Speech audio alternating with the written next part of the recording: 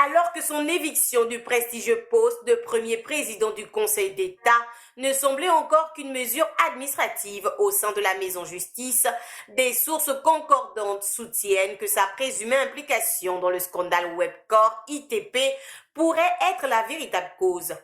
De quoi y avoir une mise à disposition des autorités judiciaires et la nécessaire diligence de Paul-Marie Gondjou dans cette affaire qui défraie la chronique depuis le dépôt de plainte contre X d'Hervé Patrick Opianga. Visé par la plainte d'Hervé Patrick Opianga pour crimes et délits, le magistrat Jean-Paul Comonda serait dans une tourmente sans précédent. Celui qui vient d'être relevé de ses fonctions de premier président du Conseil d'État serait désormais à la merci de la justice gabonaise durant la transition qui semble aspirer à démêler les chevaux chauds dans cette affaire à 66 milliards de francs CFA.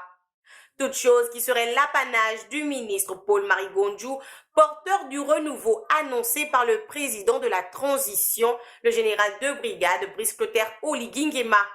En sa qualité de garde des Sceaux, le membre du gouvernement Paul-Marie Gondjou devrait avoir les yeux rivés sur cette affaire qui met à nu les attitudes incompatibles de certains magistrats avec leur statut. Il va sans dire que le ministre de la Justice de la Transition est appelé à ne pas faiblir devant l'évidence d'un complot contre l'État ourdi par ceux qui sont censés le protéger.